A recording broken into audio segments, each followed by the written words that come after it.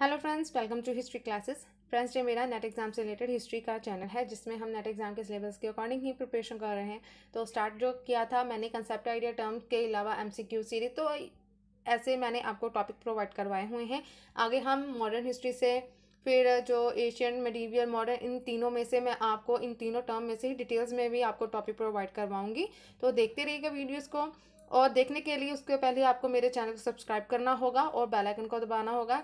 अगर आप ऐसा करते हो तो आपको नोटिफिकेशन भी मिलता रहेगा और आप टाइम पर मेरे वीडियोस देखकर अपनी प्रिपरेशन और भी अच्छी तरह से कर सकते हो और आपका नेट और जेआरएफ है डेफिनेटली ही क्लियर होगा। तो देखिएगा ज़रूर और मुझे फॉलो भी जरूर कीजिएगा मेरे चैनल पर। तो इसके अलावा फ्रेंड्स, मैं अनअकैडमी पर एजुकेटर हूँ, वहाँ पर भी मेरे जो कोर्सेज हैं फ्री ऑफ कॉस्ट चल रहे हैं। तो वहाँ पर भी मेरे जो कोर्सेज हैं उनको देखकर अपनी जो तैयारी और भी अच्छी तरह से कर सकते हो, अपना नेट जेआरएफ क्लियर कर सकते हो। तो आज हम स्टार्ट करते हैं। ये भी मौर्योत्तर काल से ही रिलेटेड एमसीक्यू सीरीज है। तो उसके आगे के जो हम टॉपिक है उसके बारे में जानते हैं। तो जैसे कि हमारा फर्स्ट दिया गया है कि किसने कहा था कि भारत से व्यापार करके रोम अपने कोष को रिक्त कर रहा है। टाइबेरियंस, प्लिनी, प्लूटॉक या एरियन ने। तो कौन सा वो इतिहासकार था जिसने ये कहा था कि व्यापार करके रोम अपने कोष को रिक्त कर रहा है? तो वो है प्लिनी। इस इतिहासकार ने कहा था। तो ऑप्शन है हमारा B, right answer Pliny. Next है, कुषाण मुद्रा प्रणाली में निम्नलिखित में से किस देवता का अधिक लंबा इतिहास मिलता है, ज्यादा इतिहास देखने को मिलता है? कौन सा वो देवता है जिसके बारे में बहुत सारी जानकारी हमें मिलती है कुषाण मुद्रा प्रणाली में? निम्नलिखित में से विष्णु है, शिव है, मिहिर या बुद्ध है? तो वो है ऑप्शन बी। शिव के बारे में ही जो कुषाण काल में जो मुद्रा प्रणाली थी उसमें देवता जो था वो शिव थे, जिनके बारे में बहुत अधिक जो इतिहास है वो देखने को हमें मिलता है, बहुत सारी जानकारी हमें उनसे मिलती है। तो ऑप्शन है हमारा बी, राइट आंसर शिव।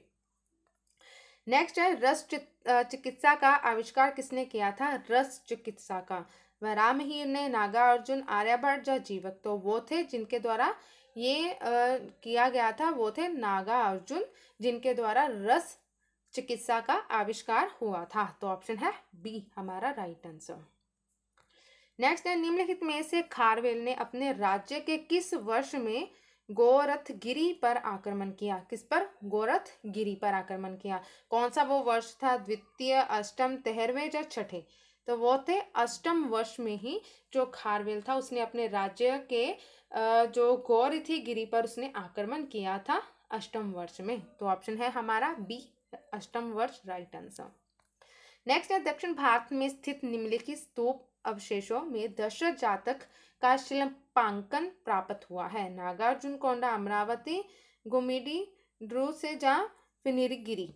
तो ये नागार्जुन कोंडा से ही जो दक्षिण भारत में स्थित नागार्जुन कोंडा स्तूप अवशेषों में दशरथ जातक का जो शिल्पांकन प्राप्त हुआ है हमें। तो ऑप्शन है ए, राइट आंसर। नेक्स्ट है, स्टेटमेंट दी गई है, 3 स्टेटमेंट है, इसमें हमें जो असत्य कथन है वो बताना है कि इन तीनों स्टेटमेंट से कौन सा वो गलत दिए गए हैं। जैसे कि सातवारों का पूरा इतिहास अभिलेखों के आधार पर लिखा गया था।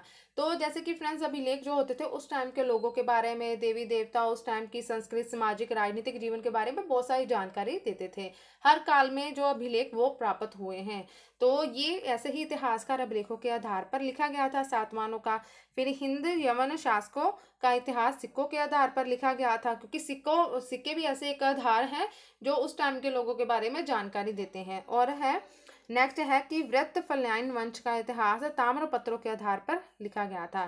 तो ऐसे अभिलेख, सिक्के, ताम्रपत्र जो हमें एक आधार है जो हमारे इतिहास के बारे में हमें जानकारी देते हैं। तो इन तीनों स्टेटमेंट से जो असत्य कथन है वो है हमारा राइट डी, क्योंकि सभी कथन जो दिए गए हैं सत्य हैं, तो इनमें से कोई भी कथन असत्य नहीं दिया गया है। तो ऑप्शन है हमारा डी, राइट आंसर।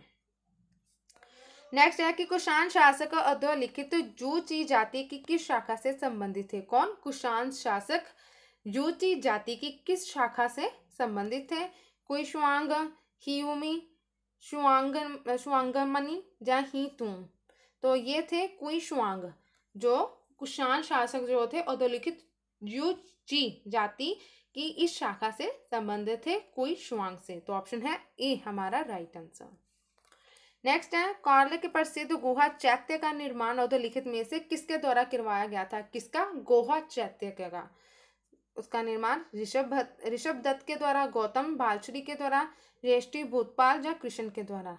तो ये ज्येष्ठी भूतपाल के द्वारा ही जो कार्ले के प्रसिद्ध गुहा चैत्य का जो निर्माण हुआ था, ये ज्येष्ठी भूतपाल के द्वारा ही करवाया गया था। तो ऑप्शन है हमारा सी राइट आंसर। नेक्स्ट है, शकों को अधोलिखित में से किसकी शाखा का माना जाता है? हेप्थैलाइट्स, कुषाण, पार्थियंस या सीथियंस? तो शकों को अधोलिखित में से जो शाखा का माना गया है वो है सीथियन शाखा का। तो डी सीथियंस होता है हमारा राइट आंसर। नेक्स्ट है, शाहजी ढेरी के स्तूप से प्राप्त प्रवेश धातु मंजूषा किसके साथ बुद्ध की अस्थंस्थ आकृतियां हैं? ब्रह्मा और विष्णु की, ब्रह्मा और इंद्र, शिव एवं ब्रह्मा या विष्णु और इंद्र की? तो जो शाहजी ढेरी से स्तूप से प्राप्त पुरावेश धातु मंजूषा के साथ जो बुद्ध की जो आकृतियां मिलती हैं, ये है ब्रह्मा और इंद्र की। तो ऑप्शन है बी राइट आंसर। नेक्स्ट है, निम्नलिखित में से कौन सा एक स्थान इक्ष्वाकु शासकों के प्राचीन नगर जयपुर को निरूपित करता है? अमरावती, नागार्जुन कोंडा, विजयवाड़ा या विजयनगर? तो ये है नागार्जुन कोंडा।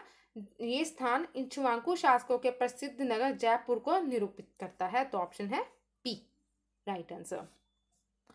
नेक्स्ट है, निम्नलिखित पार्थियन शासकों में से किसका शासनकाल प्रसिद्ध शिलालेख तख्त ए वाही निश्चित रूप से निर्धारित किया गया है? वोरोनिस, माउ, गोंडोफर्निस या अपोलोडोर्स? तो वो है ऑप्शन सी गोंडोफर्निस। तो सी राइट आंसर है हमारा। नेक्स्ट है, निम्न में से किसका पेरिप्लस ऑफ द यूरेशियन सी में दक्षिण में उल्लेख हुआ है? प्रतिष्ठान एवं तंगर, नासिक एवं जुनार, कल्याण एवं कन्हेरी या अमरावती एवं तगर? तो राइट आंसर है प्रतिष्ठान एवं तगर। इसका पेरिप्लस ऑफ यूरेशियन सी में दक्षिण में उल्लेख इसका हुआ है। तो ऑप्शन है ए हमारा राइट आंसर। नेक्स्ट है, कथन और कारण है। फ्रेंड जहां पर कारण आना है, कथन नहीं है, ये कारण दिया गया है, यहाँ पर कारण है। कथन है जैसे कि गौतमीपुत्र सातकर्णी चतुर्वर्ण व्यवस्था का विरोधी था, और कारण है कि गौतमीपुत्र सातकर्णी पहला सातवां शासक था जिसने आवश्यक प्रकार की जो मुद्राएं चलाई थी। तो इसमें जो राइट आंसर हमारा है वो है ऑप्शन बी, क्योंकि ये गलत है और बी सही है कि उसने जो मुद्राएं चलाई थी वो सही है, लेकिन चतुर्वर्णीय व्यवस्था का विरोध किया, ये गलत है। तो ऑप्शन है बी राइट आंसर। नेक्स्ट है, वह प्रथम सातवां राजा कौन था जिसने सिक्कों पर राजश्री का अंकन कराया? राजश्री का? तो जैसे कि सातकर्णी प्रथम है, गौतमीपुत्र सातकर्णी, वशिष्ठिपुत्र पुलमामी या जग सातकर्णी? तो वो है गौतमीपुत्र सातकर्णी जिसने सिक्कों पर राजश्री का अंकन करवाया था। तो ऑप्शन है बी हमारा राइट आंसर। तो फ्रेंड्स, ये थी आज की कुछ एमसीक्यू सीरीज एशियन हिस्ट्री से। हम आगे और इसी से रिलेटेड ही एमसीक्यू सीरीज के बारे में स्टडी करेंगे। तो देखते रहिएगा वीडियोस को, लाइक शेयर करना और कमेंट करके बताना लेसन्स कैसे लग रहे हैं। और अनअकैडमी पर भी जरूर फॉलो कीजिएगा और यहाँ पर भी मेरे चैनल को सब्सक्राइब जरूर कर लेना। और वीडियो देखने के लिए आप सभी का थैंक यू।